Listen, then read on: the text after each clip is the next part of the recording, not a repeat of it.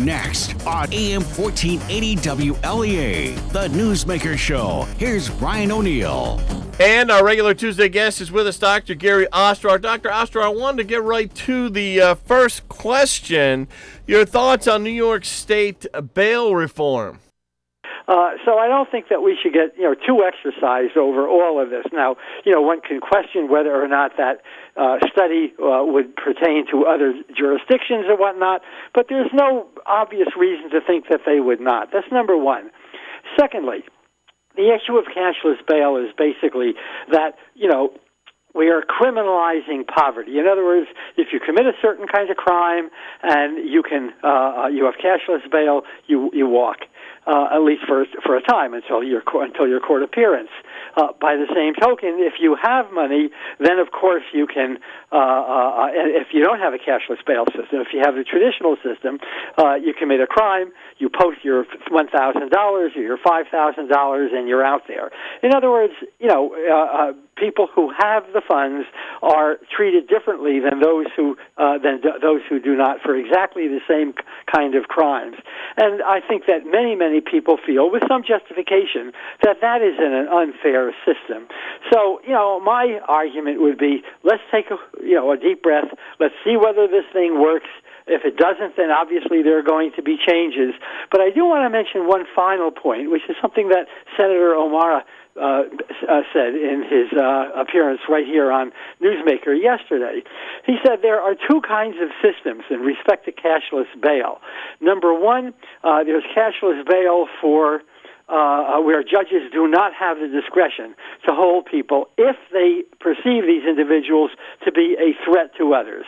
And the other is cashless bail where the judges do have that kind of discretion. And that would be, for instance, in the state of New Jersey, in contrast to the system that we have right now in the state of New York. I would strongly support the Jersey system. I think that it is important for judges to be able to make, certain kinds of determinations as to whether someone is a threat to public safety. And if they are, you don't let them out. If they are, you hold them either or a very, very high amount for bail. But I do think that to take this kind of discretion away from the judges is not in the public interest at all. Talking to Dr. Gary Ostrower. Dr. Ostrower out of Washington this morning. TheHill.com is reporting that there's a few senators, Rand Paul, Mike Lee, Susan Collins, and others, who want to support Senator Kirsten Gillibrand's legislation to make it so that Congress can pull troops out of Iran. If President Trump wants to put troops there. Now, it appears that the president does not, but let's say he did. Let's say that the pro-war factions influenced him to put troops there. Is this a major change or from what what critics call the neocons have been wanting to do, which is have the president control war powers? And when did this start, this whole thing in history, Dr. Ostrower? When did this start of presidents wanting to declare war over letting Congress do it, which is what the founders intended, letting Congress do it? Well, I think it started back around 1797 and 1798 when we went to war against France.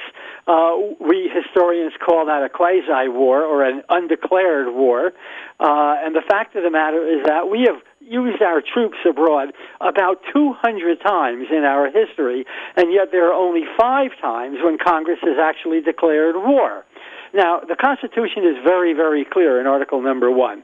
Congress has the authority to declare war, not the President, the Congress. The President can ask Congress to declare war, but the action itself must be congressional. That is to say, with the Senate and the House meeting together in a vote to declare war. That happened in 1812. It happened in 1846 with the Mexican War. Happened again with the Spanish-American War, the First World War, and the Second World War. And that's it. Not since 1941, actually in January of 1942, has Congress ever declared war. Now, Does that undermine constitutional procedures, constitutional limitations? And I think the answer is yeah, it does. I mean, to the extent that presidents, both Democrats and Republicans and even Whigs, way back in that earlier period, have done this. What Gillibrand is trying to do, and you saw some of this in the War Powers Act of 1975 following the Vietnam War, is to say that, yeah, Congress should have more of a say. Congress should have more discretion in respect to these issues than they have been, than Congress has been given. But I do want to, make the point that both Democratic presidents and Republican presidents have not been very enthused, at least since 1945, in respect to giving Congress that kind of authority. So what Gillibrand is attempting to do, and what the 10 Republican senators who are supporting her are attempting to do, is to restore a balance, is to create more authority, to give really to restore, maybe is a better word, to restore more congressional authority in the area of war and peace. What about the General Soleimani situation in terms of the president's rights to do such a thing? In the Obama era, there were a lot of drone strikes. Wondering, do they cite the Constitution or any amendments when they commit a drone strike like that, they being a president? Well, it's an interesting question. It's a rather complicated question. Usually they did not refer to the Constitution at all. In other words, it was really kind of ignoring the Constitution, then not. The problem is that, well, there are many problems here, but one of the problems is that you have to determine if we are in a state of war. The United States is not in, at least in any kind of a formal sense, a state of war with Iran. On the other hand, we have claimed that, rightly or wrongly, this man is a terrorist. And I don't think there's any question that he has been, in respect to his military authority, responsible for the killing of many, many people, not only Americans, but certainly Iraqis and those in other areas as well. The Iranians have controlled, they have organized, they have financed different militia groups in the Middle East. In other words, they've done a lot of damage. Now, does that put us in a state of war with Iran? Not formally. Does that mean that this man is, technically an enemy combatant? The answer is no, he is not. And yet, it falls into a gray area. The war on terror is not a war against a particular state. When the Constitution was written way back in the 1780s, the assumption was that if you're going to war, you're going to war against an organized state, and it's a sovereign state. That's not the case any longer in respect to guerrilla warfare, in respect to terrorism, and so forth. And so legally, it's a very, very spongy kind of issue here. It's a very, very murky issue, and I think that it's going to take a while before courts, if they ever clarify this, before they wind up getting to that point. Yes, it is an interesting issue, Dr. Ostrower. I think that this is the kind of thing, these overseas assassinations that happen, and I think of the Kennedy administration era death of the brothers, the Diem brothers in Vietnam. Did Kennedy give the green light for that one, Dr. Ostrower? He didn't get, I guess maybe you could say he gave the green light. I mean, he didn't order it per se, but he knew that it was going to happen. Okay, well, I don't think he knew that they'd be assassinated. He did know, and we're talking about the Vietnam War, when the president of South Vietnam was targeted by rebel groups, anti-presidential groups in South Vietnam, with the knowledge, with the connivance of the CIA, of the American government. Kennedy knew at that time that there would be a coup d'etat in South Vietnam, and I might add that it was a coup d'etat that created for the next 3 years an awful lot of instability in the government, and that in some ways helped to deepen our involvement in that very, very unhappy war. But in either case, Kennedy knew that there would be a coup d'etat. I think he was shocked, and I think we have good reason to believe this, that he was shocked to learn that Diem had been assassinated. So, you've had these kinds of things. I might add, after the Vietnam War, Congress is, I believe, in 1978 going to pass a law which essentially made these kinds of targeted assassinations illegal. And yet that has been ignored, certainly by the Trump administration. The CIA comes to mind here when you're talking about overseas coups. Does the Central Intelligence Agency need the president's approval to conduct an overseas assassination? We're not supposed to be doing overseas assassinations. That's exactly the point. So, that you've had one here is why you have had so many people arguing on both sides of the political aisle, I might add, both Democrats and Republicans, arguing that this is really illegal. And not only is it illegal, but it's foolish. That is to say, it's counterproductive. In contrast to making the United States safer than we were, in the long run, it's going to make us less safe than we were, because you can be absolutely certain that the Iranians are not going to forget about this. This is not over. That Iranian strike at the American air base may have been for public relations purposes, but the Iranians are not giving up their efforts to control, their efforts to expand their influence throughout the entire Middle Eastern region. Would you call Iran an empire, Dr. Ostrower, or do they have those tendencies? Well, that's a good question. Do they have those tendencies? Sure, they have those tendencies. I think that there are two states that would really like to expand their influence throughout the Middle East. Saudi Arabia is one, and of course Iran is the other. The Iranians have been doing it a good deal more successfully, in part because they're a lot more powerful than Saudi Arabia. Much larger population, much greater wealth, much greater, how shall I put it, technical ability, and they are in the process right now, thank you, President Trump, of once again resuming their efforts to build an atomic weapon, to build nuclear weapons. Are they an empire? Well, they might like to be an empire. Once upon a time, years and years ago, they certainly were an empire, the Persian Empire. But then, we're an empire as well, and that's, when the United States has about 700 military bases around the world, I think you'd have to say, yeah, we're an empire as well. We're talking with Dr. Gary Ostrower. I'm going to take a quick break. When we come back, we have a little bit of an unusual topic with Dr. Ostrower. Mosquitoes. Stay with us. The DJ you should hire listens to you about the kind of party or reception you'd like to have, pronounces your name right, plays the music you request, not the songs he feels like hearing. The DJ you should hire works out the songs ahead of time with you. Sean Stewart, DJ Truth, for all occasions, weddings, dances, graduations, anniversaries, and parties. 661-7658. 661-7658. 661-7658 for Sean Stewart, DJ Truth. Checking in now with meteorologist Rob Carolyn, who says it's going to be cold once we get to Friday, Saturday, Sunday. Pretty cold, too. That's right, Brian. Along with that, there's going to be a storm system moving in, so we could see a sizable snowfall. Out ahead of that, we've got a little bit of precipitation in the forecast, but the pattern certainly looks like it's going to be turning much colder by the time we get to Friday, and then it stays cold probably through the end of the month.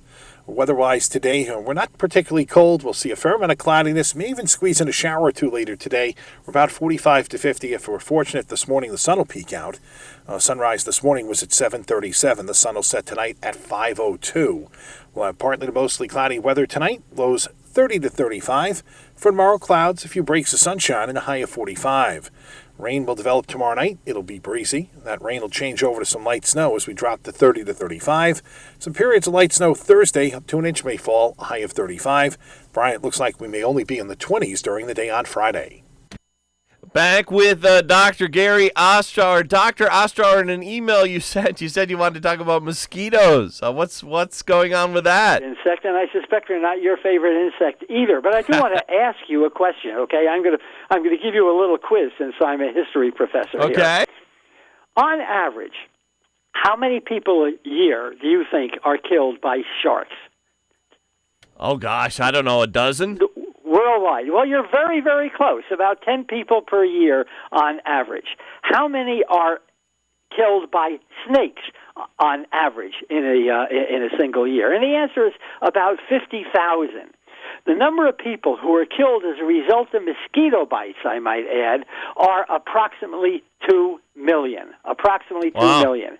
Now, sometimes less, sometimes more. In 2018, for instance, about 830,000 people were killed by mosquitoes. Human beings killed other human beings in war, in homicides and whatnot, almost 600,000 times. So more people are killed by mosquito bites than they are killed by human beings. Now, when I say killed by mosquito bites, it's not as if the mosquito kills them. The mosquito carries certain kinds of parasites, bacteria, viruses, and so forth, and that's what does the deed. So let me put this in a slightly different way. Over the course of human history, we estimate, demographers, the people who study population, demographers estimate that there have been about 108 billion people altogether. Of those 108 billion, now right now there are approximately 8 billion of us still alive. Of that 108 billion, mosquitoes have killed about 52 billion. In other words, of all the people who have ever lived, mosquitoes have killed approximately half. Now that becomes it's connected to malaria, it's connected to yellow fever, it's connected to a whole number of other things, kind of diseases that mosquitoes have brought with them. But it's a huge, huge number of people. And there is a fellow by the name of Timothy Weingard who has written a book fairly recently that pinpoints a lot of this. The book is called The Mosquito. The subtitle of the book is A Human History of Our Deadliest Predator. And boy, it is our deadliest predator. And what Weingard says in this book, what he kind of does in this book, is to take a look at the effect of the mosquito on history. And I found that some of what he argues here is simply fascinating, not the least of which is that, for instance, I'll give you maybe the best example. When Columbus arrived here in the New World, when he, quote, discovered, end quote, America back in 1492, he brought with him European mosquitoes. Okay, and those mosquitoes, some had originally, emigrated or migrated, I guess would be a better word, from Africa to Europe. When he brought those mosquitoes with him, he also brought with him malaria. And that malaria was going to absolutely devastate the Native American population here in the Western Hemisphere. We estimate, and these numbers again are kind of generalized, somewhere between about 75 million people and 100 million people lived here in the Western Hemisphere. That's in North America, South America, Central America, in the period before Columbus arrived. Within approximately 50 to 75 years after Columbus arrived, that number of 75 million had dropped to 5 million, and the vast majority of those people were died as a result of mosquito bites, and to a certain extent other diseases brought by the Europeans with them, not the least of which was measles and mumps. But the mosquitoes have had an incredibly important effect on history. And I might also say two other things in respect to this Columbus voyage. Number one is that with the disappearance of the native population, it opened up the area to European colonialism. And secondly, not only did it open it up to European colonialism, but when the Europeans arrived and they needed a labor force, and they could no longer rely on the Indians for that labor force because the Indians were now dead in large measure or dying off, what the Europeans did was to seek that labor force from Africa. And so for the next 300 years or so, African slave labor became absolutely critically important to the history of the New World. This is very interesting, Dr. Ostrower. Do you mind if we move on to this day in history?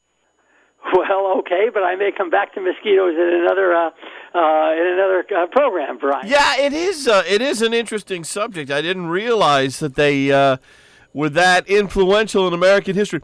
This day in history has two birthdays, and we have a couple of minutes left. Albert Schweitzer, 1875, and Benedict Arnold, 1741. Would you like to cover either or both? Well, I know a little bit more about Benedict Arnold than I do about Albert Schweitzer. Schweitzer, of course, was he was a writer. He was a theologian. He became very, very influential in respect to kind of revising some of our notions of Christian history. But Benedict Arnold was a fascinating character, and he was a very, very capable military leader. It was Benedict Arnold, more than any other single individual, who helped turn the tide at the most important single battle fought during the Revolutionary War. That was a battle fought right here in New York State called the Battle of Saratoga, which the Americans won. That is to say, they defeated the British in October of 1777. Had the British won that battle, I think that they might have ended the Revolutionary War a lot earlier than it ended, and we might still be, like Canada in a sense, part of the British Commonwealth. What Benedict Arnold did, in other words, was essentially to prevent the British from cutting off, if you will, from cutting the colonies in half. Half of the colonies into New England, the other half, of course, below New England. It was also a battle, because the Americans won, that convinced the French, that persuaded the French that the Americans were for real, that we might, in fact, actually win the revolution. And as a result of that battle, the French, about 4 months later, concluded a treaty, a military treaty with the United States, in which the French sent their army under Lafayette. They sent their navy under an admiral by the name of de Grasse. They sent the Army and their Navy to the New World, and we would not have won. The Americans would not have won the Revolutionary War without the aid of that French Navy and that French Army. At least we certainly wouldn't have won it in 1781 and 1782 when the war finally ended. So I think that Benedict Arnold has, in that sense, a very, very important military role. By the same token, he was a traitor. A year later, he joins with the British, trying to turn over the Hudson River and the fort at West Point to the British, and Americans would never forgive him and should never forgive him for what he did over there. As a matter of fact, Benedict Arnold was involved with the British efforts in the Carolinas and in Virginia toward the very end of the war. And one of the reasons why the Americans, I think, fought so very, very, very sternly, so very effectively, was because American volunteers joined the effort in part as a way of answering Benedict Arnold. Had he not been there, I'm not sure that the Americans would have had the large numbers of troops that they were able to mobilize in respect to the end of the battles toward the end of the war that led to Yorktown. Dr. Ostrower, those who know anything about Irish history with the British Empire know that the Irish side had a problem with what they call informers, and they would be Irish citizens who would go to the British soldiers and tell on the Irish and say, the Irish are planning this, there's going to be attack here, there's going to be this here and that there, and this is what the plans are on the IRA side. Did they have a situation like that in the American Revolution? Did they have anything along the lines of informers? Oh, you bet they did. There were many people. Remember, back during the American Revolution, certainly at the beginning of the Revolution, most Americans were not even thinking in terms of independence. And after the Declaration of Independence was publicized in July of 1776, I would say that, and these are going to be very, very rough estimates, about 40% of the American public, of the colonists here, supported independence. About 25% of them were loyalists. That is to say, they remained loyal to Great Britain. Now, many of them left. Many of them left for Canada. That's where we get Toronto, we get Ontario. Many of them left for the West Indies, and some of them returned to Great Britain. But nevertheless, 25% is a large number, and many of those loyalists did remain here. They were often subject to discrimination of one sort or another. They were subject to a certain amount of hostile opinion and so forth. But by the same token, they did cooperate with the British, and they provided the British with some of the information, the exact kind of information that you're talking about right now. With that, we have to go. Dr. Ostrower, as always, great having you on. Well, thank you very much. You have a good week.